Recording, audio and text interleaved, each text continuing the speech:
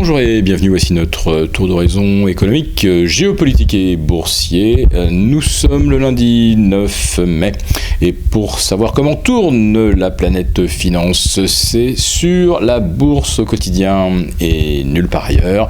Et l'épisode du jour c'est, allez, on retire le bol d'alcool de riz.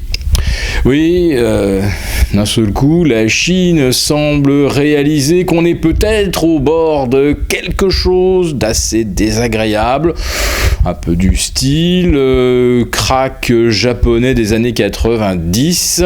Une source gouvernementale évoque en effet les dangers d'une politique monétaire ultra-laxiste. En fait, le gouvernement chinois est allé plus loin qu'aucune autre banque centrale n'a osé le faire depuis 2009 avec des injections massives en janvier, février, mars, une orgie de crédit sans précédent avec parfois en un mois autant d'argent injecté que par la BCE ou la Fed aux grandes heures, autant d'argent en un mois que d'autres banques centrales en 3 mois. Donc d'un seul coup, on se rend compte qu'il y a des risques alors de bulles boursières, obligataires, de change, sans compter la bulle immobilière sur laquelle il nous faut bien revenir puisque quelques experts s'étaient, on peut dire, presque enthousiasmés pour le rebond de l'activité dans le secteur immobilier en mars et au mois d'avril, sauf qu'au 1er mai, la législation a changé et on s'est empressé de profiter de l'ancienne législation qui permettait, comme on dit, quelques petits arrangements entre amis au niveau local. Maintenant, l'immobilier sera soumis à un régime de TVA global, général, sur l'ensemble du territoire chinois. Donc là, plus difficile de tricher. Oui, il y a toujours un biais en fait pour expliquer ce qui se passe en Chine. Déjà que les chiffres ne sont pas fiables et lorsqu'on connaît les bons, il faut en plus de ça être bien au fait de la réalité locale.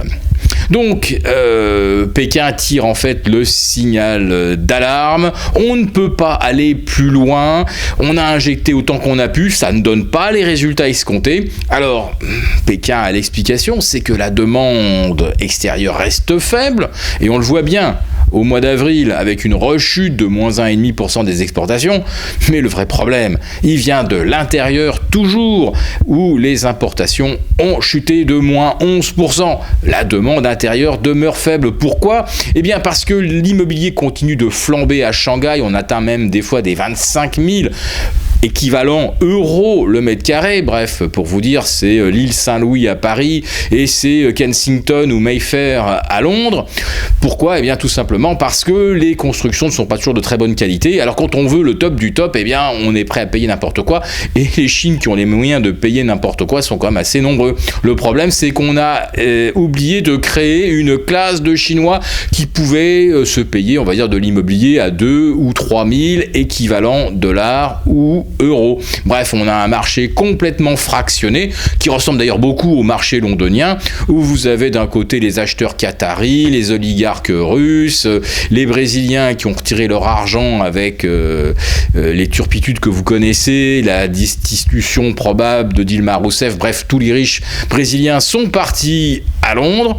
Et puis vous avez l'anglais qui lui ne peut même pas s'acheter un 2 pièces à 12 ou 15 km du centre de la capitale. On en est exactement au même point en Chine, mais avec ce handicap supérieur par rapport à l'Angleterre, c'est que la Chine croule sous les créances douteuses. Donc, les mauvais chiffres chinois du week-end, les avertissements, tout ça aurait pu pousser les investisseurs européens à de la prudence. C'est ce qu'on pensait d'ailleurs observer en début de séance. On avait vu le CAC 40 gagner 0,4 initialement, puis revenir à plus 0,10, et puis derrière, ouf, Ça y est, c'est parti. On est monté à plus 1,30. On a un CAC 40 qui gagne 50 points. Alors ne nous demandez pas pour l'instant pourquoi. Nous n'en savons fichtre rien. Mais nous ne manquerons pas de vous le dire, de vous l'expliquer dès que nous aurons quelques pistes. Autrement dit, suivez bien nos prochaines news sur la bourse au quotidien. En ce qui concerne la stratégie, eh bien, continuez de jouer les OPAbles recommandés par Eric Lewin.